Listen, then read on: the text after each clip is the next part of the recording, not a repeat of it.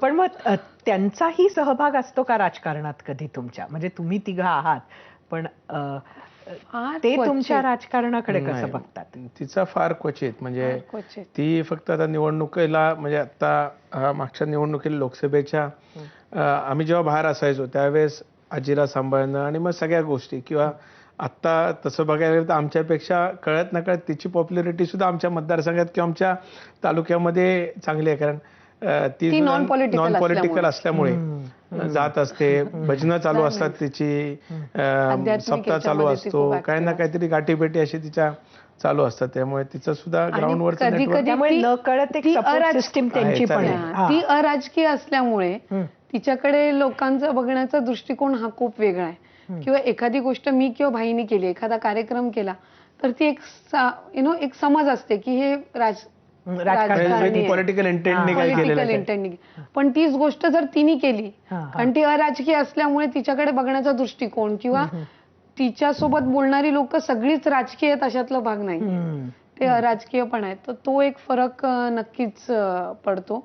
बऱ्याचशा वेळेला आम्हाला तिच्याकडनं जेन्युइन फीडबॅक पण मिळतो, बिकॉज तिला मिळणारा हा नॉर्मल नॉन पॉलिटिकल लोकांचा असतो. तुमच्या दोघांच्या वयात मला वाटतं 6-7 वर्षाचं अंतर, एक टर्मचं अंतर आहे. 5 वर्षाचं एक टर्मचं अंतर आहे. I am 82, she is 87. हा, म्हणजे खरंच ही एक राजकीय परिभाषा जनरेशनची एक लक्षात ठेवलं पाहिजे. एका टर्मचं अंतर आहे.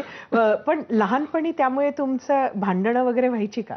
एकत्र खेळायचे का? टीव्हीचं रिमोट वरून, सायकल, आणि कधी कधी हा घरी लवकर यायचा खेळून आणि मी उशिरा यायची. मग आजी आमची थोडी स्ट्रिक्ट होती. ती म्हणजे त्यांनी सुरुवातीला सांगितल्याप्रमाणे 7 वाजता येऊन हातपाय धुवून शुभम करोती म्हटलं पाहिजे. सो मग हा सांगायचा, बघ ती अजून आली नाहीये. सो ह्या नॉर्मल गोष्टी त्या होत राहायच्या. मग मी तो स्कोर लक्षात ठेवायची, मग तो पुढच्या सेट ऑफ करायचा. पप्पा आले की मग तो सेट ऑफ करायची. असं पण आपापसात असं, म्हणजे तुमची अशी अगदी मारामारी सारखे भांडणं व्हायची का लहानपणी? कधी केस फार ओढले नाही कधी तिची. अच्छा, केस. पण मार एक दोन वेळा कधी कधी खाल्लाय, 1-2 वेळा खाल्लाय. आणि त्याचा असा हात वगैरे असा मोठा होता. मी खूप असं बारीक होती, खूप मला आठवतंय की मी 7वी-8वीत पण असताना माझ्या वडिलांना कोणी विचारलं कितवीला आहे, तर ते 5वी-6वी तर सहज सांगून जायचे. म्हणजे पण म्हणजे तो तेवढा बारीक, आणि हा असा ह्याचा हात वगैरे असा मोठा, बसायचे 2-3 असे चांगले. तिला लहानपणी आम्ही चिव म्हणायचो. अच्छा. घरात सगळेजण आम्ही चिव, कारण सर्वात धाकटी घरातली आणि पहिली मुलगी तटकरेंमधली, त्याच्यामुळे म्हणजे आमच्या ह्या भावंडांमधली, त्यामुळे चिव म्हणायचो. आणि मग मार खाल्लाय तसा तिने, पण मी असं घरात भानगडी तशा आजीचा पण थोडा थोडा खाल्लाय, मम्मीचा भरपूर खाल्लाय. आज तिचं हिंदी जे चांगलं आहे ना ते फक्त मम्मीमुळे. अच्छा, का? मम्मी एक्झामच्या आधी अभ्यास घ्यायची, कारण तेव्हा ट्युशन्स वगैरे नव्हते. एक तर आम्ही जिथे राहत होतो तिथे ट्युशन्स वगैरेचा कधी विषय नसायचा, तो मम्मीच अभ्यास घ्यायची.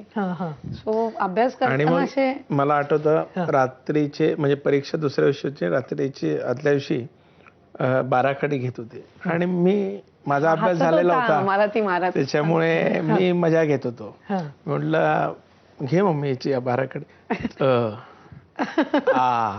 मम्मीने पट्टी बाजूला, मीच दिली होती बाजूला, आणि मग तिचा हात वगैरे असं तिने, म्हणजे मला अजूनही तो सीन आठवतोय, म्हणजे ती रात्र आठवते. आणि मग एक इथे पायावर मम्मीने मारलेली होती. हो, अच्छा, मस्त अशी ती केशरी आंब्यासारखी दिसत होती.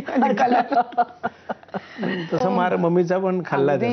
अच्छा, पण मग वडील नाही, त्यांचा नजरे